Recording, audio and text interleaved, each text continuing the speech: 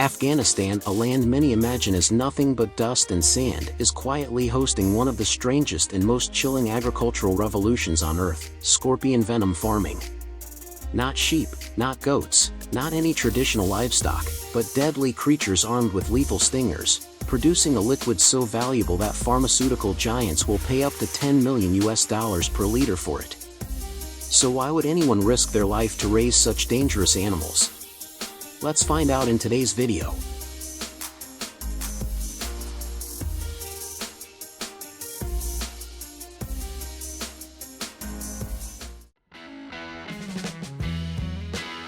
In a country ravaged by war, punished by harsh climates, and with traditional farming on the brink of collapse, people have been forced to look for alternatives that almost no one else dares to try: raising scorpions.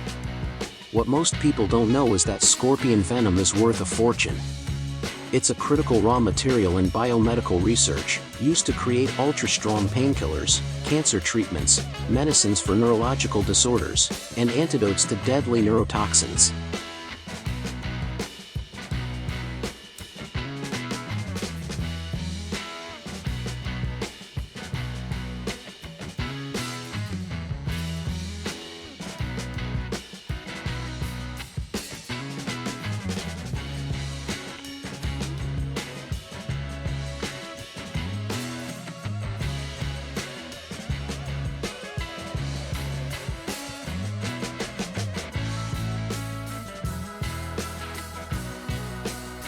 That's why, on the global pharmaceutical market, 1 liter of venom from the androgynous Australian scorpion can fetch over $10 million, a price unheard of for any agricultural product. But getting to that massive profit is no easy feat. A single adult scorpion can only produce 0.1 to 0.5 milligrams of venom per milking. To collect just 1 liter, farmers must perform at least 2 million extractions, which means caring for and harvesting from thousands of scorpions continuously for years.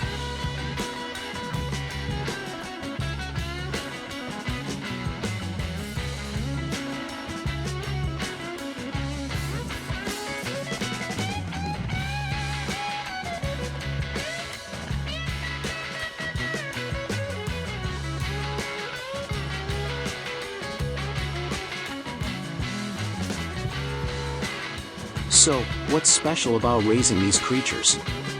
Scorpions are kept in plastic containers, wooden boxes, or sealed rooms where humidity, dim lighting, and temperature are carefully controlled.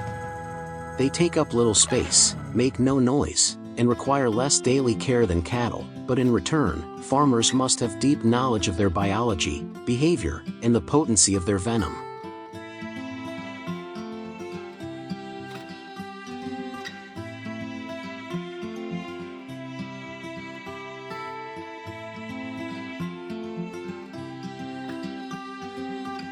Their diet is unique: live insects such as crickets, cockroaches, and sometimes mealworms. This keeps them healthy, boosts venom quality, and reduces cannibalism. But every feeding is high risk. A single mistake could mean a sting from your own source of income.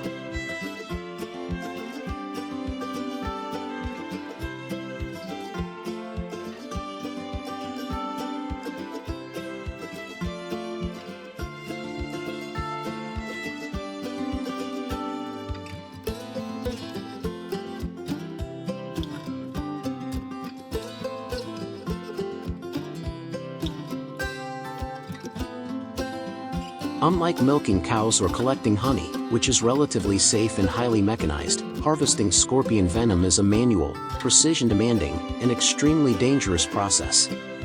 The farmer uses a small electrical stimulator, placing it against the scorpion's body to trigger the venom glands. The scorpion then releases a tiny drop of pearly white venom from its stinger. That drop is collected into a vial and stored frozen for long-term preservation. Every step must be exact. Too much current can injure or kill the scorpion, too little yields nothing. And if you slip, the sting could send you straight to the emergency room. Or worse.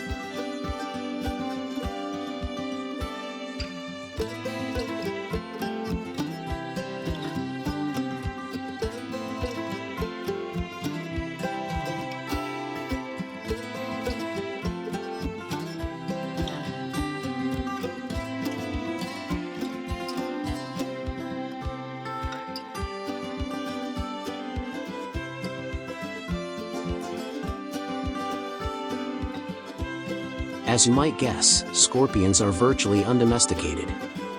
They are born hunters with powerful defensive instincts and no fear of humans. When threatened, they strike. Species like Androctonus crassicauda and Liurus quinquestriatus can kill with a single sting if untreated.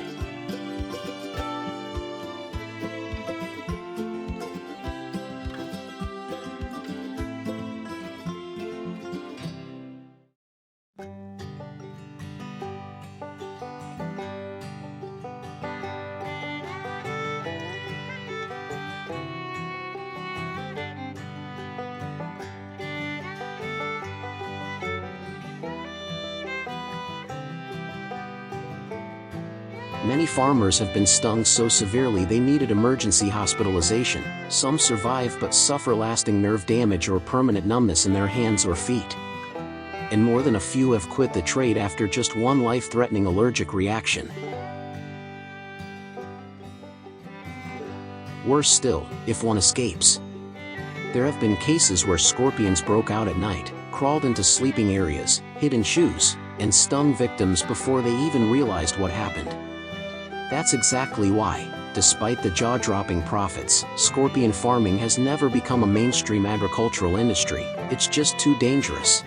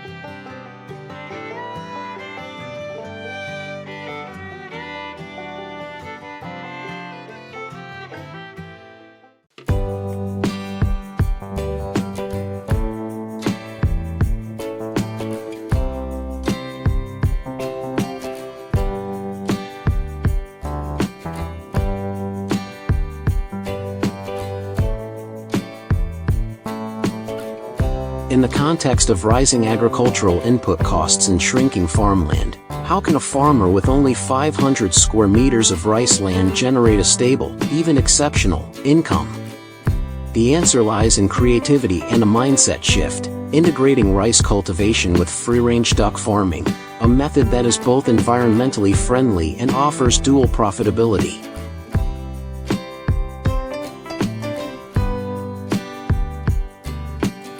So how does this model work? What are its benefits? And why are more and more farmers in the region choosing this path? Let's embark on this journey of discovery together. Ducks are a familiar type of poultry closely tied to the agricultural life of many Southeast Asian countries such as Thailand, Vietnam, Myanmar, Laos, Indonesia, and Cambodia.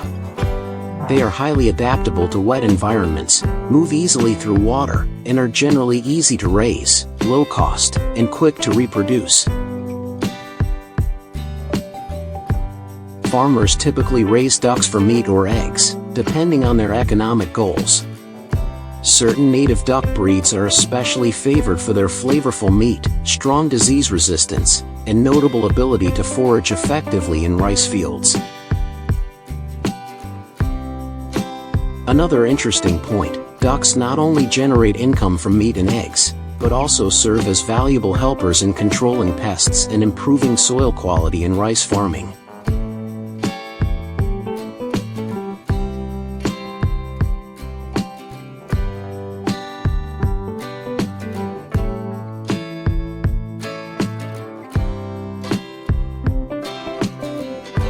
Rice is the most important staple crop in Southeast Asia, occupying up to 70% of cultivated land in many countries.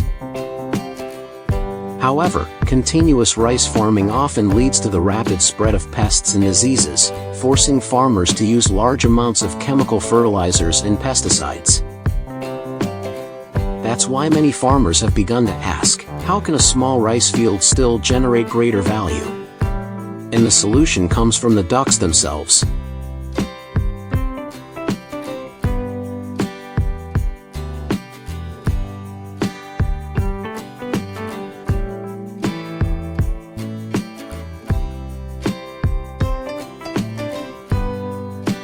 When the rice plants reach a height of about 15–20 centimeters, it's time for farmers to release their flock of ducks into the field. The ducks immediately spread out, probing around the base of the rice plants in search of pests such as insects, golden apple snails, weeds, and other harmful organisms. Thanks to this, the rice grows healthier and suffers less from pests, without the need for chemical pesticides. At the same time, duck droppings go directly into the field, adding organic matter to the soil and significantly reducing the amount of chemical fertilizer needed. According to field data from various local models, integrating duck farming into rice fields helps farmers cut production costs by an average of 40–60%. Instead of spending $400, $600 per season on pesticides, fertilizers, and animal feed, they only need around $150, $250 by making effective use of natural resources. Moreover, after 2–3 months, the combined income from selling duck meat, eggs, and rice can reach $1,500, $2,000 per crop season, depending on the scale and market prices, a highly desirable income for many rural families.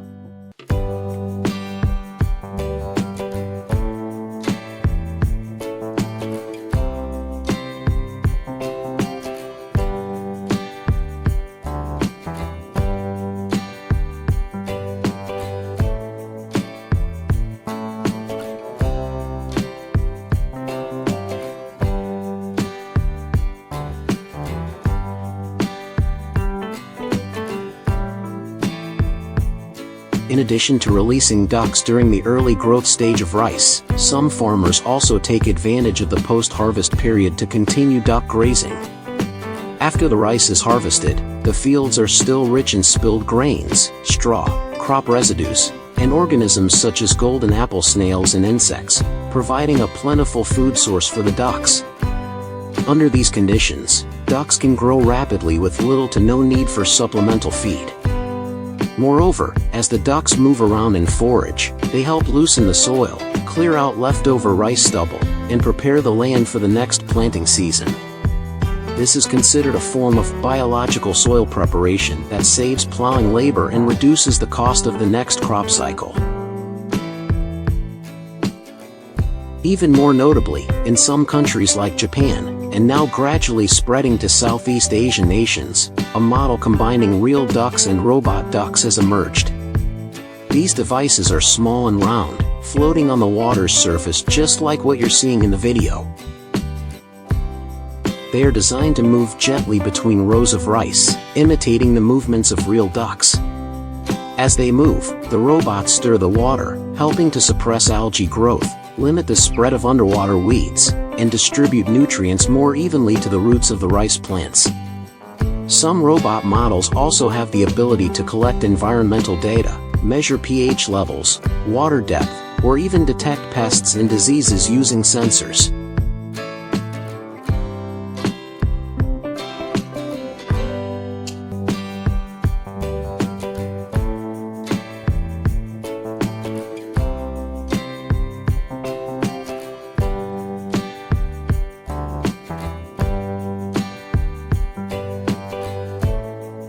In this way, from the traditional duck-rice model, Southeast Asian farmers are gradually moving toward a form of agriculture that integrates advanced technology, optimizing production while still protecting the environment.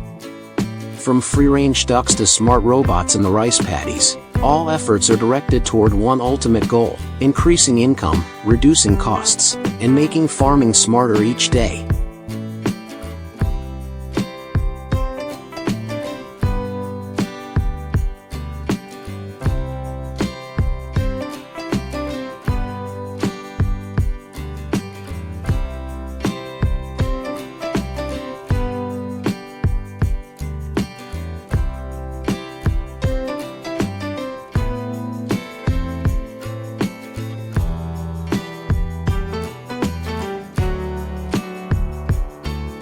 that's the end of our video. What do you think about this model? Let us know your thoughts in the comments below. Thank you for following along on this journey. Don't forget to like, share, and subscribe to support the channel. See you in the next video.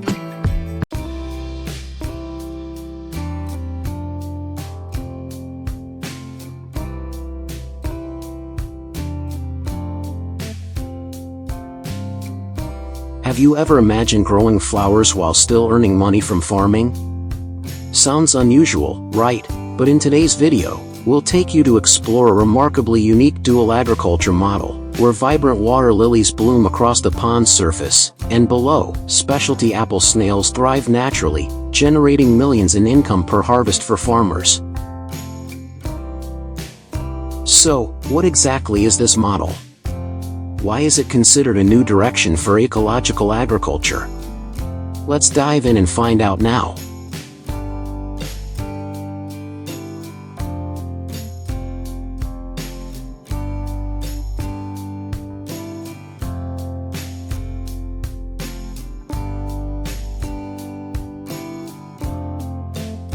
We're here in a tranquil rural area of the Mekong Delta, where seemingly idle ponds are transformed into highly efficient cultivation sites thanks to the dual model of growing water lilies and raising apple snails. This approach isn't new, but it's gaining increasing attention due to its low cost, minimal risk, and stable profits.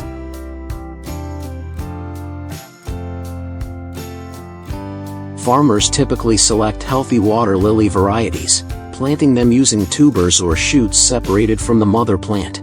The tubers or shoots are inserted deep into soft mud and water about 30–50 centimeters deep. The plants thrive with ample sunlight and clean water.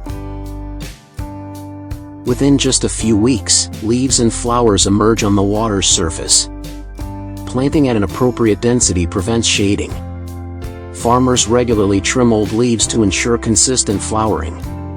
Besides their ornamental value in flower harvest, water lilies serve as a specialty vegetable, purify the water, cool the pond, and provide shade for the snail breeding environment.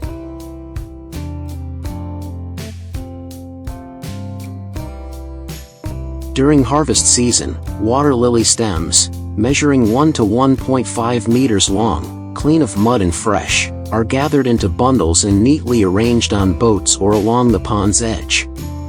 These tender, pristine white stems are a prized ingredient for iconic Mekong Delta dishes like water lily stem salad, sour soup, or eaten raw with fermented fish paste.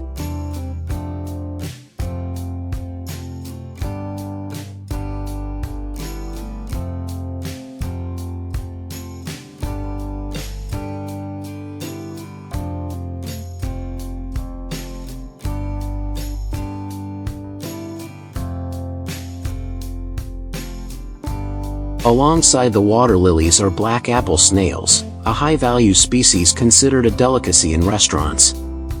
Unlike the destructive golden apple snails that harm crops, these gentle black snails don't feed on living plants. They primarily consume decayed leaves, water hyacinth, or rice bran, are easy to raise, and require minimal care.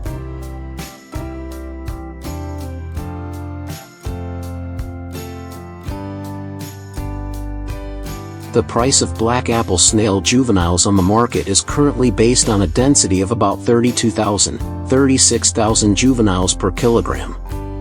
Prices range from 150,000 to 200,000 VND per kilogram, depending on quality and supplier. Farmers typically choose to purchase juveniles from reputable farms to ensure healthy genetics and high survival rates, enhancing efficiency in the combined water lily and snail farming model.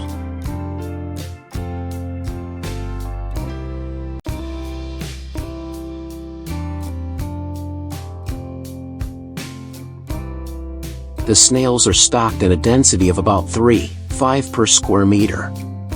After 5–6 months, each snail reaches a weight of 40–50 grams and can be sold at 50,000–80,000 VND per kilogram. A small 300 square meters pond can generate an income of 30–40 million VND per harvest.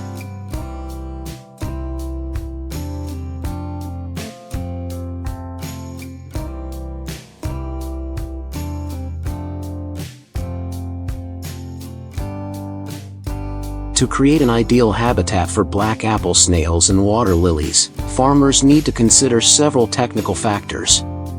The pond's water level should be maintained steadily at 30–50 centimeters, sufficient for water lilies to thrive and suitable for snail growth. Additionally, regular checks of the water's pH, kept between 6.5–7.5, are essential to ensure biological stability in the pond.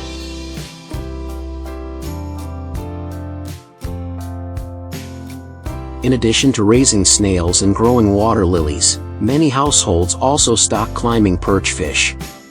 These fish are easy to raise, thrive in still water, and don't compete for food with snails, making them ideal for co-culture. After 3–4 months, the fish can be sold at 80,000–120,000 VND per kilogram, providing extra income with minimal additional costs for farmers.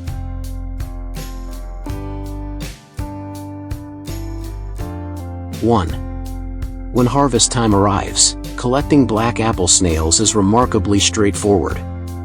Due to their habit of hiding beneath water lily leaves or water hyacinth, farmers simply need to gently lift the foliage to find the snails clinging underneath.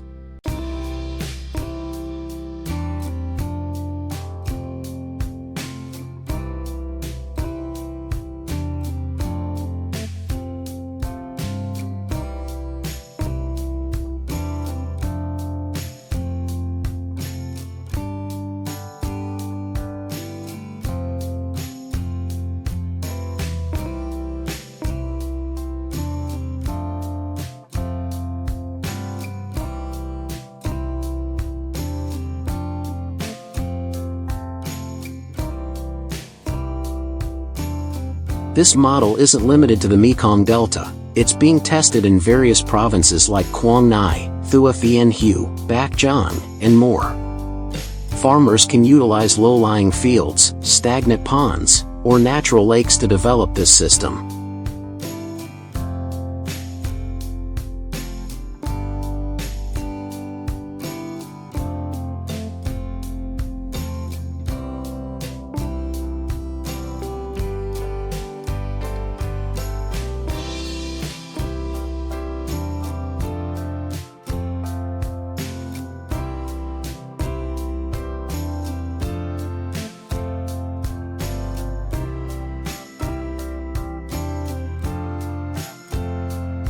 That's a wrap for today's video. What are your thoughts? Drop plenty of comments below to let us know. Don't forget to like, share, and subscribe to support the channel. For now, goodbye and see you in the next videos.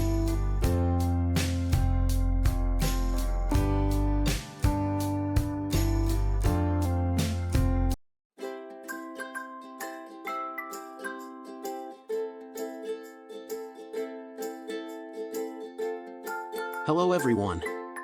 Today, we're going to raid one of the world's largest giant tortoise farms, home to hundreds of Aldabra tortoises, the second largest land tortoise species on the planet.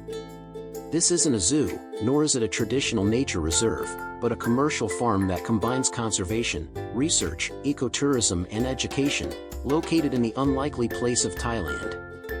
Yes, you heard that right, there's a world-class tortoise farm in Southeast Asia. And in today's video, we'll explore inside this facility, learn why Aldabra tortoises are so special, how they're raised and preserved, and some incredible facts about these supergiant tortoises.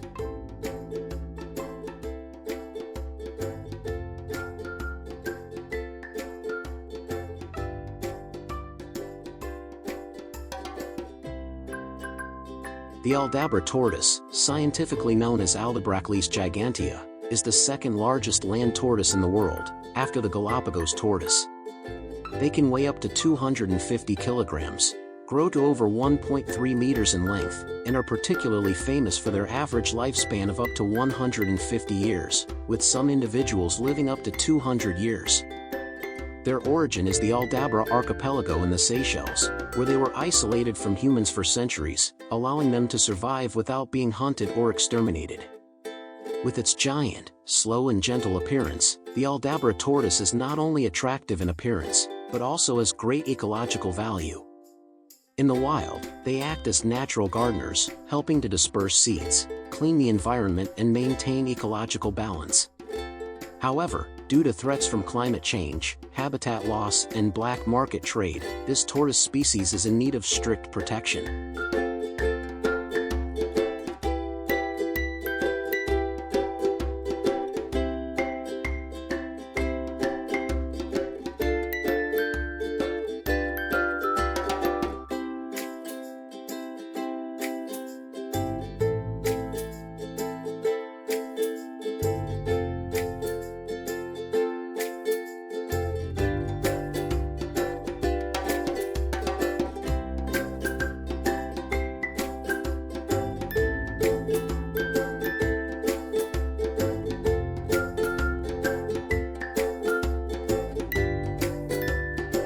That's why this farm was born. What makes this place special is the standardized and strict care process down to the smallest detail. Each tortoise has an RFID identifier to track their health, behavior, and care history. Each area is modeled after the living conditions of the original Aldabra. Caring for the tortoises here is not as simple as feeding them grass. The experts at the farm have developed a menu for each individual, depending on their age, sex, and health status. In addition to fresh grass grown on site, the tortoises are supplemented with organic vegetables, minerals, calcium, and vitamin D3. Their digestive systems are monitored through weekly fecal samples. Every day, the old tortoises have their skin, shell, eyes, and nails examined, not unlike a routine health check for the elderly.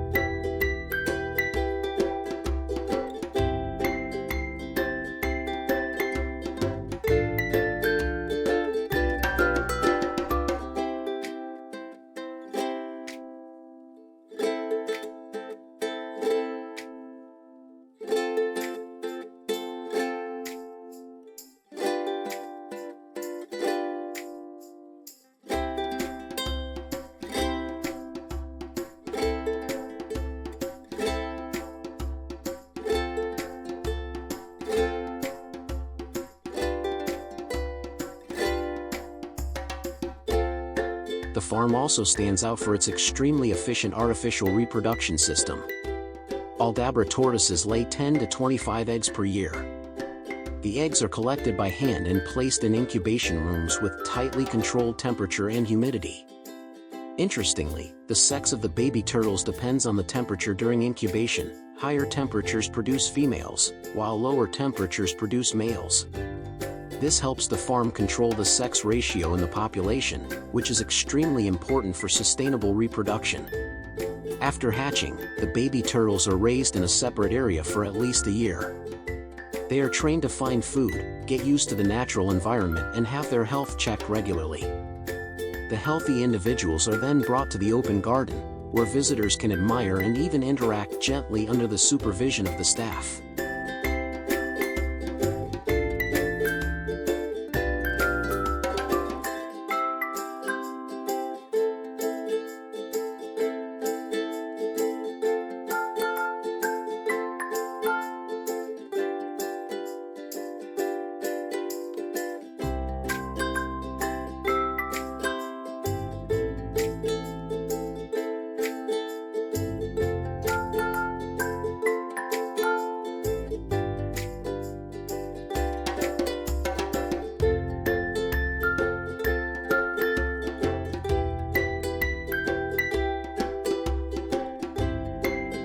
But the farm's goal is not just to raise turtles for fun or to serve tourists. They have a higher mission, to preserve and restore the ecosystem where the Aldabra tortoise once lived. The farm cooperates with many international organizations such as IUCN, WWF to bring adult tortoises back to the islands of Seychelles, Mauritius, Madagascar. There, turtles would replace the ecological role of extinct species like the dodo, helping to restore the natural environment through their natural biological activity. However, it cannot be denied that Aldabra tortoise farming also has its downsides. On the black market, an adult tortoise can be sold for between $8,000 and $20,000. Therefore, many disguised facilities have taken advantage of the name of conservation to make profits. The farm we discovered once faced this suspicion. However, they now have full CITES international permits, transparent information, and extensive cooperation with reputable organizations to prove their legitimacy.